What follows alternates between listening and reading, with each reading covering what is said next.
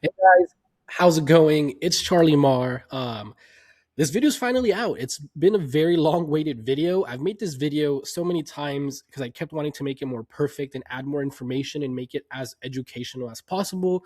But I think I finally got it down. So let's go ahead and get right into it. So today we're going to talk about a top undervalued stock of 2026.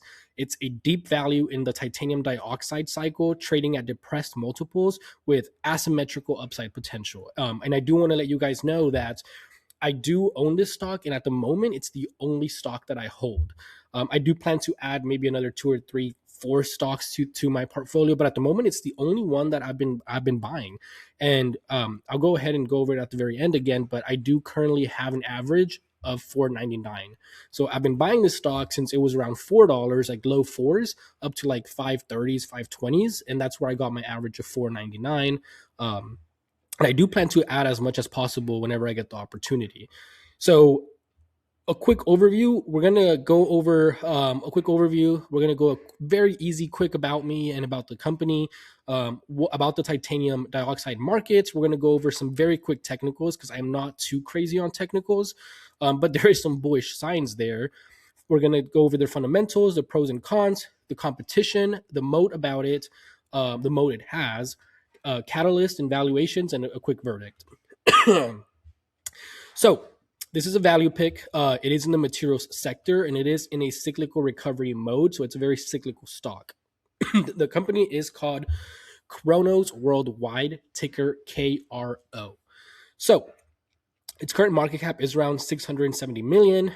They do pay a dividend, which is really nice. I believe it's around 5 cents a share that you own, which ends up being like 20 cents a year. And here is the 52-week range. So in the past 52 weeks, it has traded in the low fours to almost $10. So you have an idea of the range, and based on where the stock is currently trading at, we are on that lower $5 range right now. So it's a good entrance.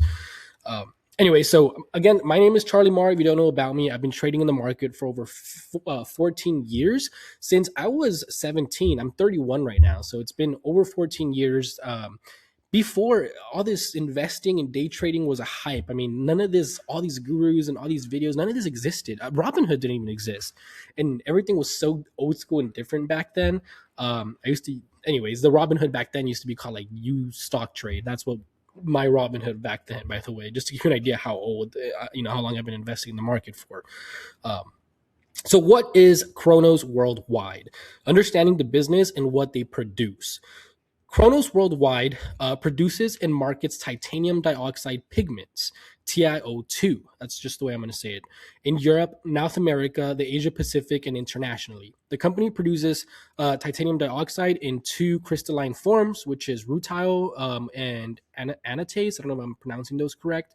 To import whiteness, brightness, opacity, I can never say that word right, and durability for various products.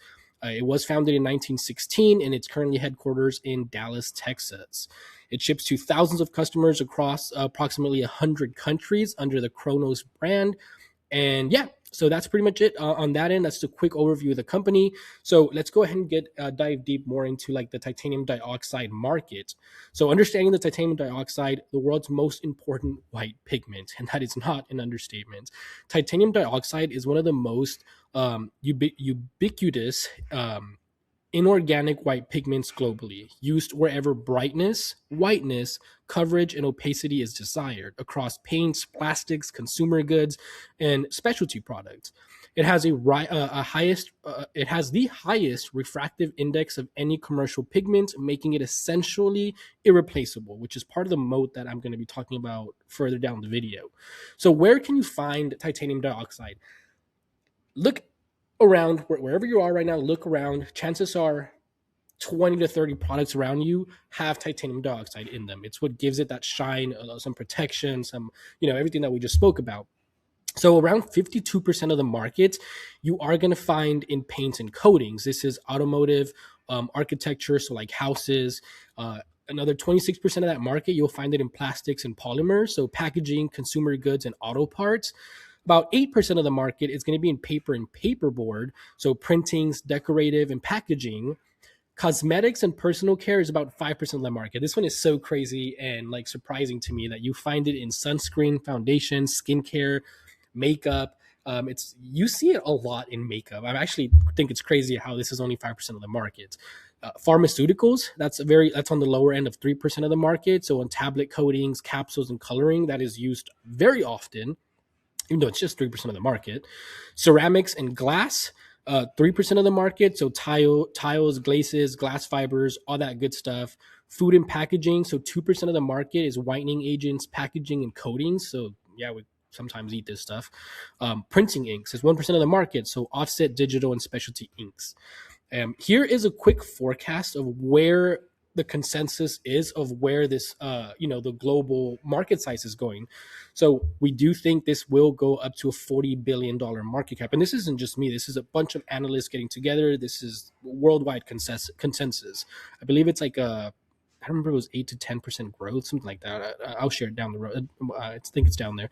But yeah, so right now we're in like the mid 20s range, and we're expected it, by 2030s to hit over 40 billion. So it's going to double in size, and you understand why it's very hard to replace this product, and no one is anywhere near replacing this product at the moment.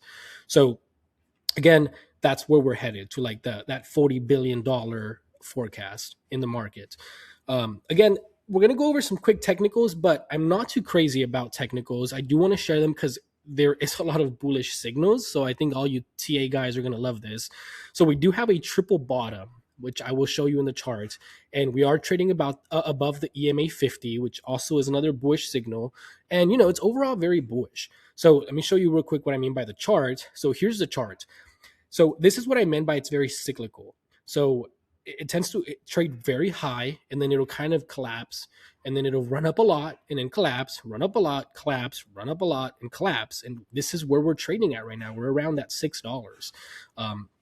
The stock, this stock is trading currently like the lowest it's been since 2016. You're buying it the lowest it's been in the last 10 years, which is amazing. I love this. So, and here's the triple bottom that I was talking about. And some of you might even say it's a quintuple bottom if you're counting anything past this little dip here. But here's the main one, the second one, and the third one. And we do have this little resistance area, which is where we're currently trying to break right now. The goal is to see this become support and just continue to see an uprise after we break that resistance. So the main goal here is it's a cyclical company, so my objective is I'm buying it because it's trading at very low multiples, which I will go over down in the fundamental side, which is super attractive to me as far as valuations go, liquidation values, and all these other type of valuation styles. It's almost like buying skirts during winter when nobody wants them. The demand is low. It's very cheap, so it's hard to make money off skirts. But then when you own it all, and then summer kicks in, everyone's looking for them, and you get to sell that to the demand. So I like that. So that's pretty much it on the TA side. And here's a quick look at the daily. Again, you have a cool little pattern here. This is a very bullish pattern overall. As far as maybe having a small breakout, maybe you could always explode, run back down. I'm not looking at it short term. I'm here for the long term. So that's it on the technical analysis side. So on the fundamental side, what I was just explaining is that it is trading at record low multiples, which is what I find super attractive. So let's just say a stock usually trades in the past, in like the past 10 years, it has a history of trading around a PE ratio of 10. So if this stock was doing around 5, that is very attractive. It means it's kind of being overlooked and undervalued by the overall markets. It's something to consider. We have the PS ratio at 0.38, and another good thing about this stock on the fundamental side is that it has very low debt. So the debt profile is very low, so that's obviously super attractive as well. Again, we do get paid dividends, so that's obviously super attractive as well as far as compounding your money. I'm not trying to buy the stock just for dividends, but it's cool to know you'll get paid a little bit over time. The longer you hold it, it starts to compound, and who doesn't love compound? Morningstar does have a fair value of around $18 per share. I do think it's a little bit on the higher end. I think they're being super optimistic about it, but I did want to share that Morningstar has a bunch of analysts, and they are having it around $18 per share. That's pretty much their fair value or target. Um, let's go over some quick bull cases. So why KRO could be a winner from here. So it is a leader in a key industrial commodity. So Kronos is one of the global producers of titanium dioxide. Titanium dioxide demand is tied to the broad industrial trends like construction and manufacturing, giving the company wide exposure to economic recovery. It has an established brand. Customer relationship is very good with them. So long-standing reputation with established customer base provides pricing power and repeated business, critical in a commodity business. So it has a very good global footprint and diversified sales. You could go ahead and read this section here. I mean, they do work with over 100 countries here. It has a very attractive dividend, which we already went over, and it has a very good credit rating stability. So the S&P Global upgraded its rating on Kronos senior security notes and maintained it a stable outlook, indicating acceptable credit metrics relative to peers. So it does have a really good, score when it comes to its debt in its sheets. Here is a little bit of the bear case, though. Again, it's a highly cyclical end market, so demand for titanium dioxide is closely tied to construction, housing, autos, and industrial production. Economic slowdowns can quickly reduce volumes and pressure prices, which is kind of where we're at right now. We have this huge hype with after COVID with house sales, car sales, kind of started dying off, and that's where it started affecting it. Commodity pricing pressure. So titanium dioxide is largely commoditized product with limited difference. I can't even say that word. Pricing is influenced by global supply, competitor capacity, and customer negotiations rather than brand alone. Margin volatility, input costs such as energy, raw materials, and logistics can fluctuate significantly, leading to uneven margins and earnings volatility across cycles. So, because it's a very volatile stock, it's not as predictable. It has its up and downs. You have to be careful the way you value this company. We're going to go into that further down the video, why I chose a certain way to value this company. You can't just value it with, like, the way you value other stocks, because sales will be high, margins will be high, and then they crash. It's very unpredictable. It's cyclical. So, environmental and regulatory exposure. So, the titanium dioxide production is energy intensive and subject to environmental regulation. So, it is important to keep an eye out for regulations on this, particularly in Europe. Compliance costs and potential regulatory changes can impact profitability. Dividend sustainability risk. They do have the power to pause dividends and lower it, or all that kind of stuff if there's pressure on the business, which again, I'm not interested in it for the dividends. I think it's a nice bonus, though, a very nice bonus.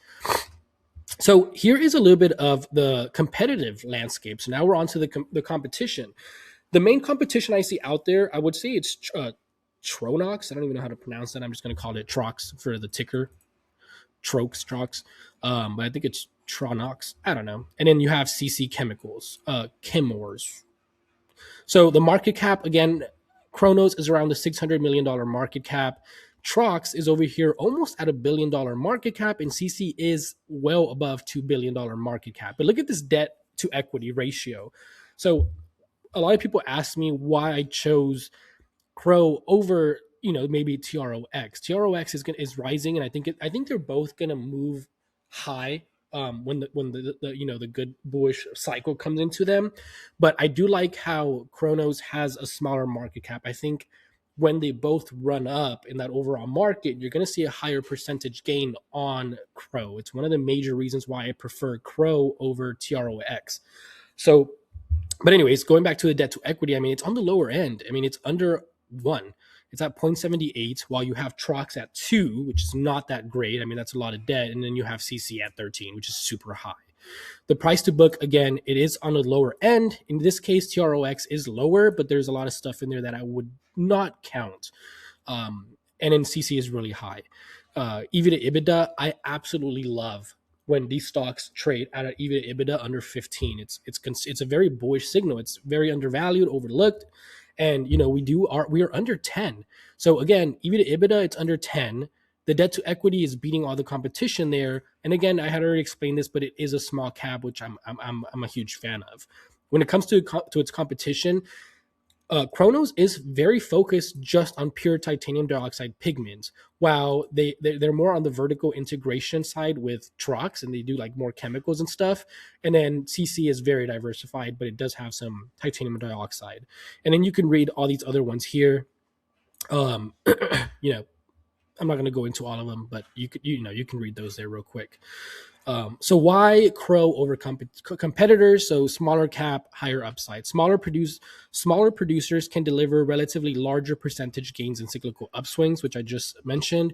Pure plain titanium dioxide, while CC and trucks have broader portfolios that dilute their titanium dioxide momentum. Crow is focused, so when the cycle turns, it turns hard. Cleaner balance sheet, historically lower leverage than Chemours, which carries higher debt from legacy costs, less downside risk in contraction. Shareholder return focus, consistent dividends versus Tronox's debt reduction focus, more attractive for income and oriented investors. Again, I'm more attractive to KRO for all these reasons. So this is kind of where it goes more into like the moat section of this stock.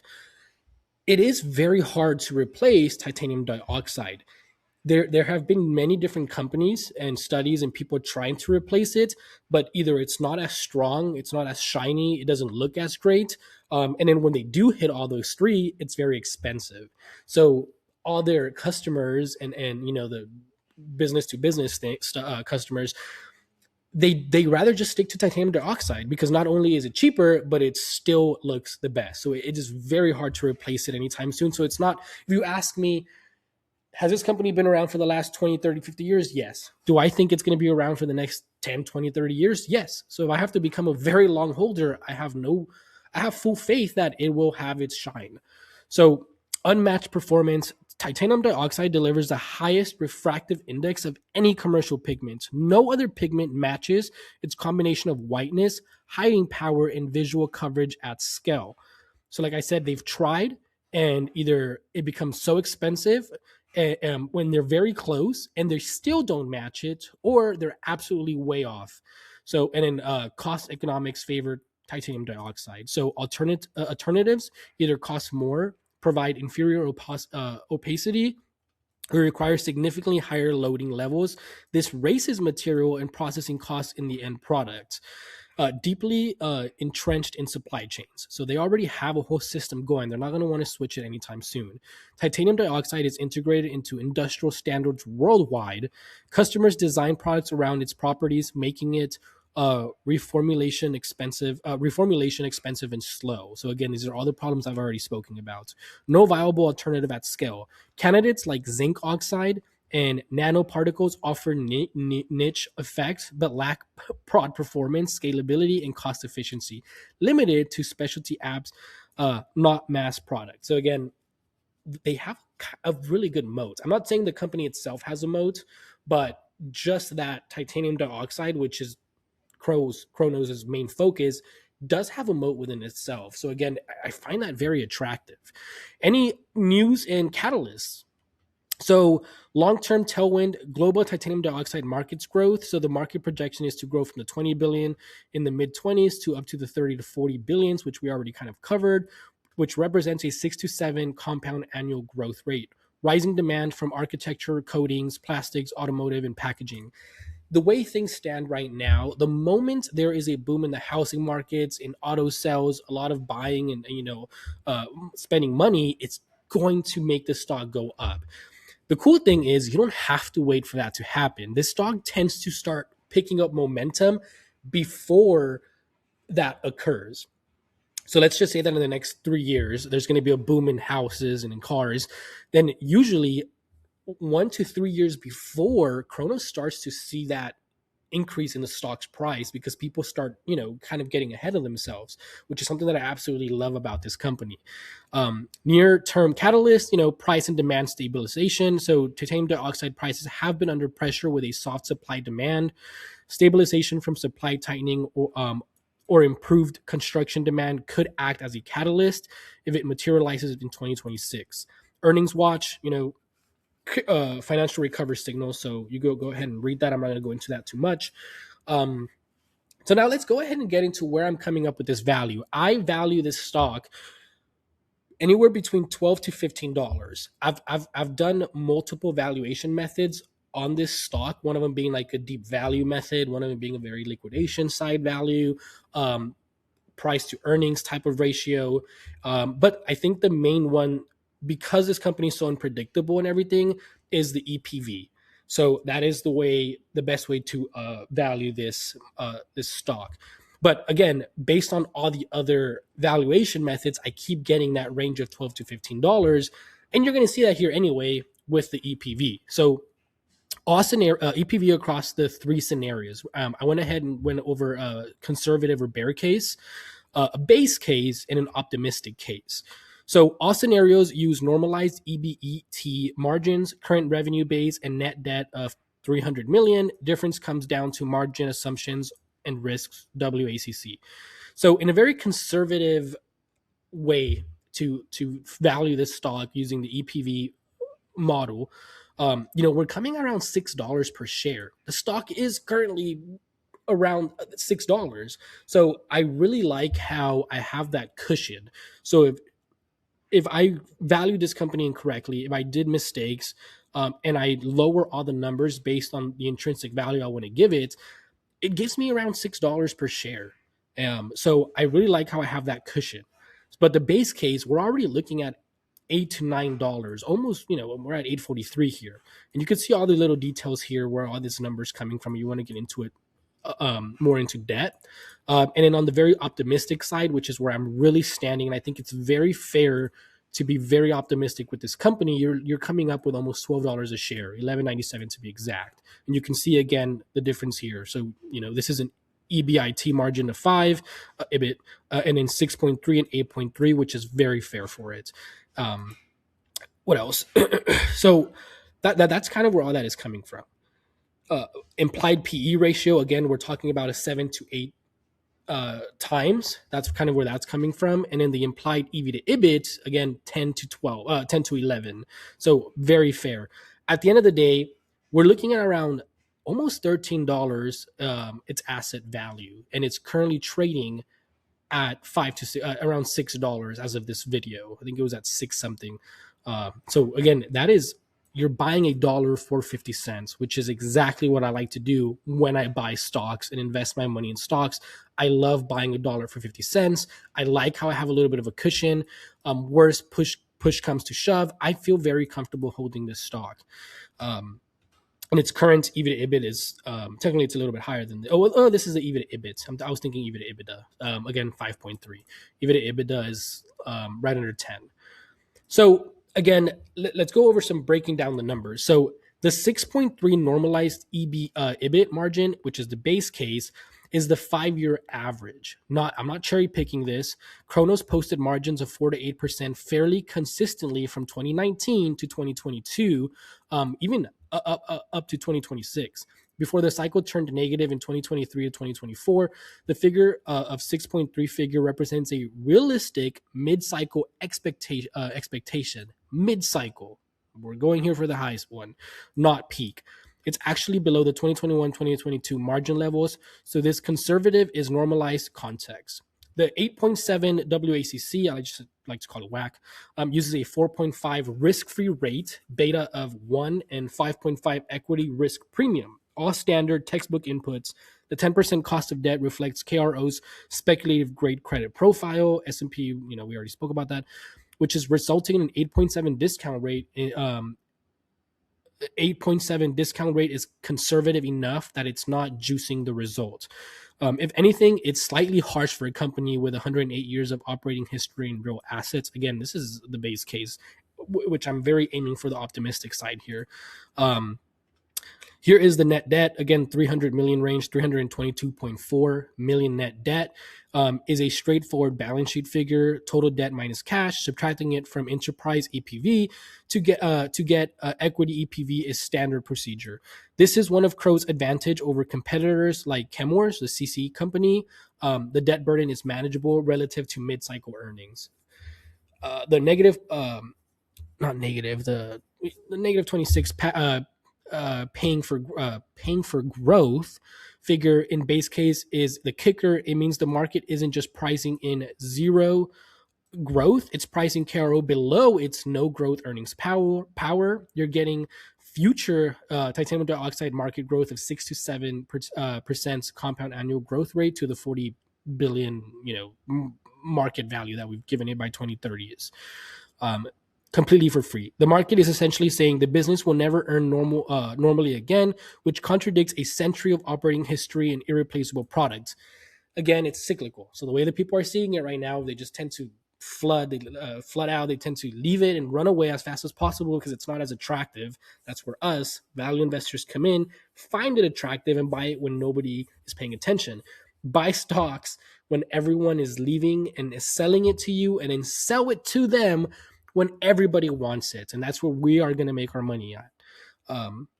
So asset value, the hard floor. Across all three scenarios, the asset value comes in around $12.91 per share, while it's trading at $6, buying $1 for 50 cents. This figure represents the net tangible asset value, what the company's physical plants, equipment, and working capital are worth minus liabilities. It doesn't depend on margin assumptions or discount rates.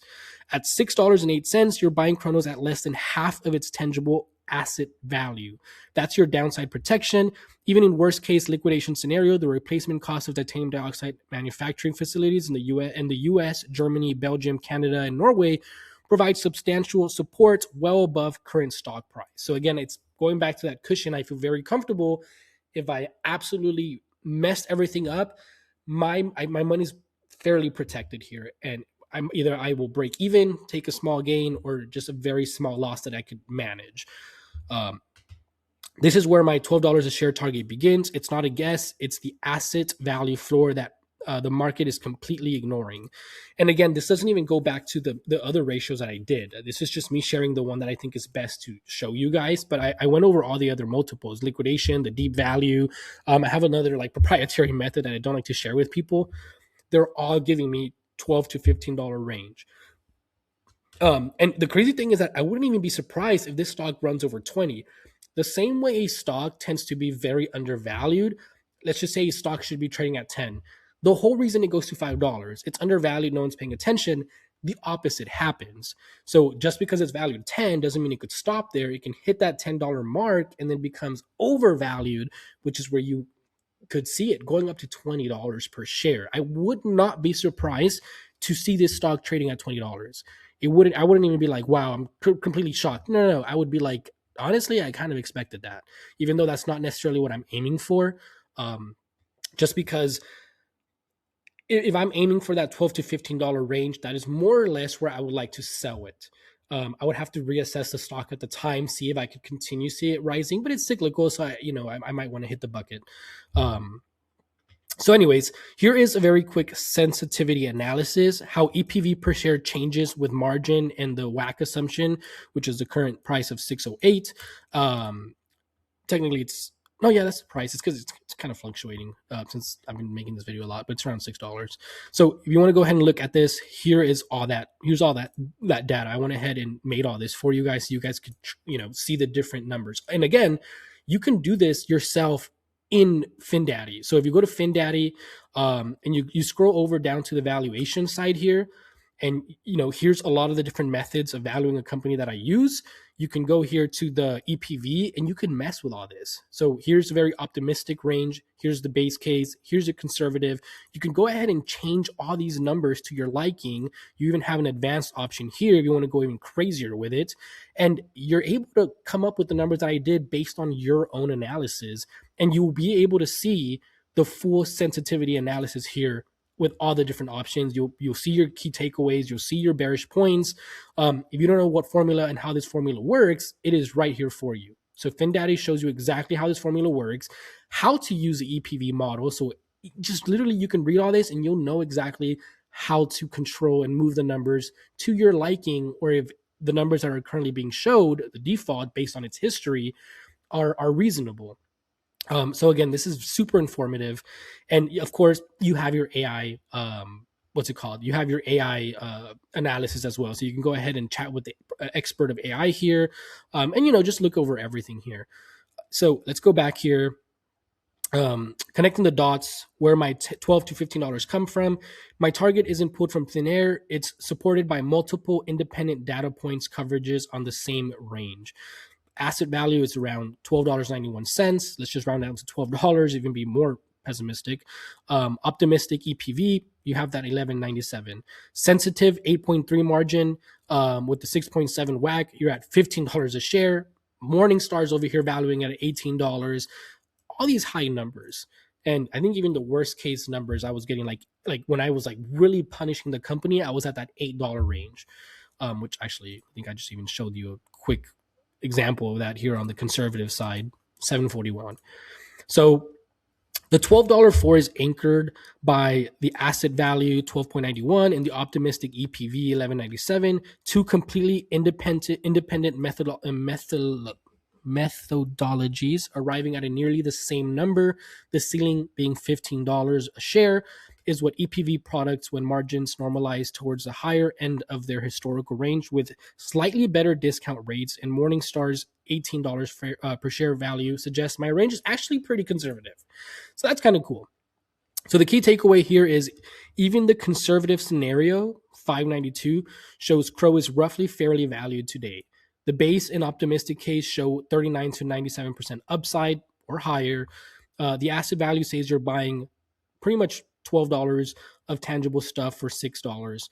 You don't need any rosy scenarios. You just need the cyclical to normalize. That's what we're waiting for. And here we are buying it when no one's paying attention to it. So here's a verdict. Again, my target range, $12 to $15. It's kind of a big number. If you want a more exact number, $12. That's my number. And I wouldn't be surprised to see this hit $20 over time. It doesn't mean I'm necessarily aiming for that. I might be well gone before this. So here's all that stuff, everything else. So Kronos Worldwide represents a classic late cycle value opportunity. The stock is trading near what I believe is the bottom of the titanium dioxide cycle at a time when sentiment is poor and attention is minimal. Historically, where the best long-term returns are made. At current levels, KRO is priced at depressed multiples across the board, offering downside protection while investors wait for the cycle to normalize. You're effectively being paid to wait through the dividend while valuing metrics already reflect a pessimistic scenario.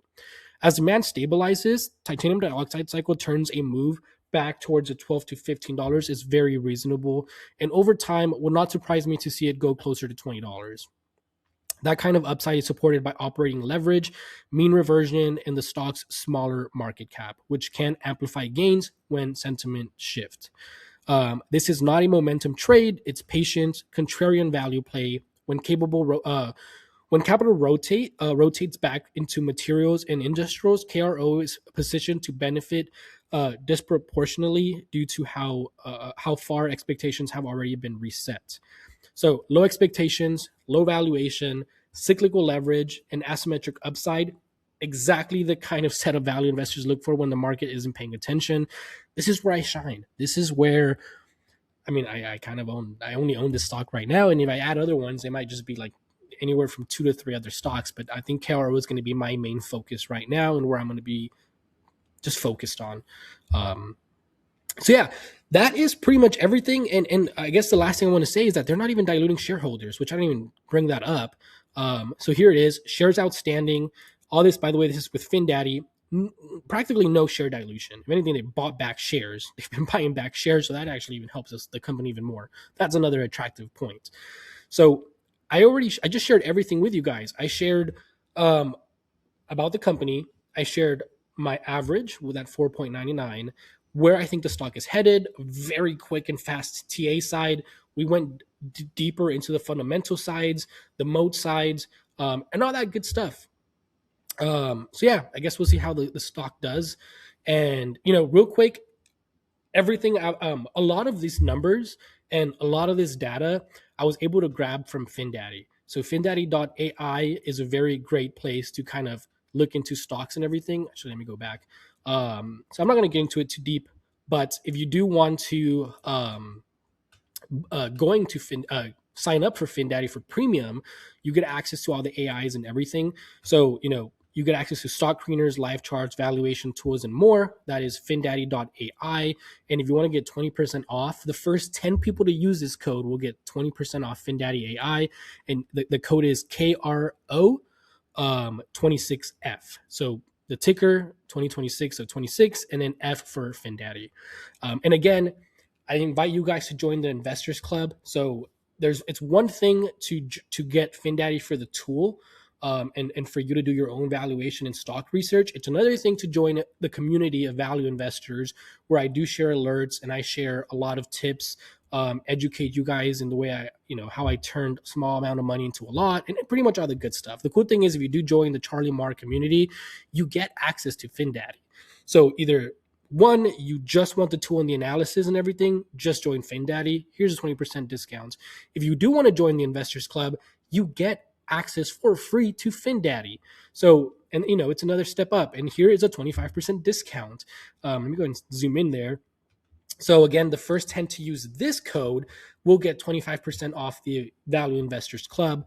And I do a lot of day trading there too. So if you like day trading, so far this year, I've made 10 alerts. Every single one of them has been profitable. And in the one stock I am holding is currently up. So far the year has been starting off great. And the code is very similar. So it's KRO, the ticker, 26C. And this time is C for Charlie DeMar Club. And that is at charliedemar.com. Now, if none of those interest you, you don't feel like getting into FinDaddy, and you don't feel like joining any club, I do have the free Discord. It's public. So feel free to join that. It's just discord.gg/CharlieDemar. You could also find the link at the charliedemar.com website. So yeah, I mean, it's an open community for all, live discussions, market talk, and updates. Every once in a while, I throw in free value investments, free alerts. I like to chat with everyone live. And, that's pretty much it. As far as the disclosure, to end this, I do own the stock. I own it currently at $4.99 per share. That's my current average. It's my only long-term investment at the moment, long-term holding at the moment. Everything else is day trades or options. This is a conviction position. I like to look at as many stocks as possible and invest in the top ideas. And Kronos is that stock right now. So thank you guys for watching this video. Please subscribe, turn on your notifications, comment below, help support me. I'm trying to get bigger on YouTube and trying to post more content like this. And, you guys subscribing, liking, commenting just helps motivate me and just kind of shows me that you guys do want more videos like this. I have, as soon as I'm done with this video, I have the second stock that I plan to buy, that I think is super undervalued and a great buy right now. I plan to release a video of that too. So, if you guys like this video and everything, there should be a second video coming out. So anyways, I'll see you guys around and stay safe. I don't know. I'm not good at this. Bye.